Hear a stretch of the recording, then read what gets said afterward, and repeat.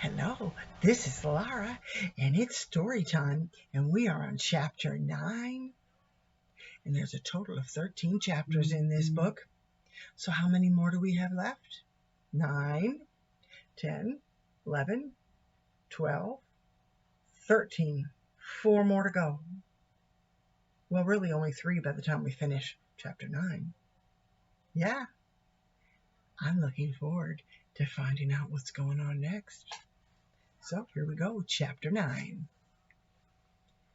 Fun in the cherry orchard. The next morning, Henry thought and thought about taking the other children to pick cherries with him. Yummy cherries. At last, he told his sisters about it as they all ate bread and milk for breakfast. Dr. Moore said he wanted more children to help. Do you think all of us ought to go, Jessie? Well, said Jessie, I don't know. You see, there are 4 of us. If Grandfather is looking for us, it would be easier to see 4 than 1. Yes, that's so, answered Henry. But we can go down the hill and through the street 2 by 2. I'll take Benny and go ahead. Then in a little while, you and Violet can come with the dog. Good, said Jessie. Watch can tell me where you go. The children took down the clothesline and shut the door on the car. Everything was in order. Then they started out. When they arrived at the orchard, they soon saw that they were not the only workers. The doctor was there, and the cook, and 2 men carrying ladders and baskets. Good morning, Henry, said Mrs. Moore. Can you work today? Oh, yes, said Henry. These are my sisters, Jessie and Violet. They can pick cherries too. Benny is too young to climb trees, but we had to bring him with. Maybe he can carry baskets, said Dr. Moore, smiling at Benny. You see, this is a big cherry year, and we have to work fast. Once we begin, maybe he can help fill the little baskets from the big ones. Eat all you want, said Mrs. Moore. The cherries are beautiful this year. The children didn't eat all they wanted, but every now and then a big red cherry went into someone's mouth. That's fun. Henry and the girls went up the ladder and began to pick cherries. Watch barked for a while. He did not like to have Jessie climbing the ladder. Then he sat down and looked at her up in the tree. Benny hurried here and there, carrying baskets to the pickers and eating all the cherries he wanted. Everyone in the orchard liked Benny. The doctor laughed and delightfully at him, and sweet Mrs. Moore fell in love with him at once. By and by, he sat down beside her and carefully filled small baskets with cherries from the big baskets. The men laughed at the funny things Benny said, and Watch barked happily. By and by, the doctor left the orchard to make some calls. At last, Mrs. Moore said, I had never such happy cherry pickers before. You are having such a good time out here that I don't want to go in the house. She smiled. Mary the cook seemed to think the same thing, for she came again and again into the orchard. Well, that's nice. The kids are having a good time.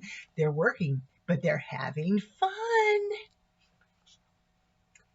After a while, the cook went in to get dinner, but the children still picked cherries. At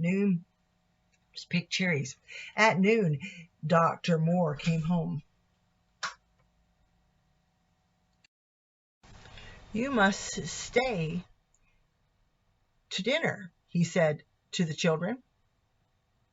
We can eat here in the orchard under the trees. Will your mother be watching for you? When he asked this, he looked at Henry in an odd way. Henry did not know what to say, but at last Jessie said, No, our mother and father are dead. Then you must stay, said Mrs. Moore. Here comes Mary. The cook put a table under the tree, and they all sat around it and ate a delicious dinner. Then Mary went into the house and came out again with big bowls of cherry dumplings. Cherry dumplings. I can smell something good, cried Benny. Is it cherries? Yes, my little dear, said Mary.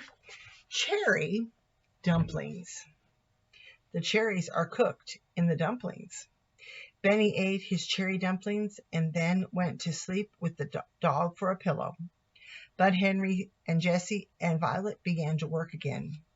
Mrs. Moore looked out of the window at them. Just see how those children work, she said to Mr. Moore. And they are so polite, too. I wonder who they are. Dr. Moore said nothing. After a while, he went out to the orchard. You have worked long enough, he said. He gave them $4 and all the cherries they could carry. That is too much, said Henry. No, said Dr. Moore, it's just right. You see, you are better than most workers because you are so happy. Come again. I'll come every day, said Benny. They all laughed. Dr. Moore saw that the children did not all leave the orchard at the same time, but started down the street 2 by 2. I wish I knew who they are, he said to himself. When the cherry pickers got back to their little home, they looked everything over carefully, but things were just as they had left them. The door was still closed, and the milk and butter were in the refrigerator. The children made a happy supper of bread and butter and cherries, and they went to the bed in the boxcar. The same night, Dr. Moore sat reading the paper, and all at once he saw the word lost and began to read. Lost! 4 children, 2 boys and 2 girls, somewhere around Greenfield or Silver City. $5,000 to anyone who can find them. James Henry Alden. A-L-D-E-N. Is it Alden or Alden? Dr. Moore sat up. $5,000, he said. James Henry Alden. Oh my, oh my. He sat still for a long time, thinking and laughing to himself. The 4 children are living in a boxcar. But I shall not tell Mr. Alden that they are his grandchildren, he said. And that is the end of chapter 8. Thank you for being part of my life. I greatly appreciate you spending time with me in story time. Have a great evening, or maybe it's morning time when you're watching this, or maybe it's the afternoon. Whatever time of day it is, I wish you blessings. Talk to you soon.